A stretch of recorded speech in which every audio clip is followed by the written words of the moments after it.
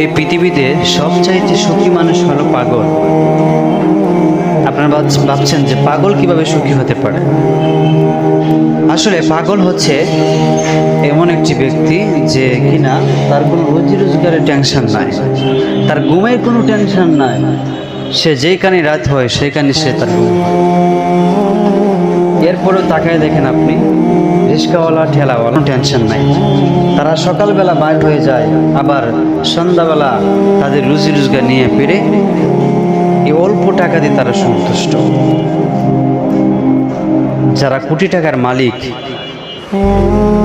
তাদের দেখবেন ঘুম হয় না, তারপরেও ঘুমের ট্যাবলেট খেয়ে তাদেরকে ঘুমায়।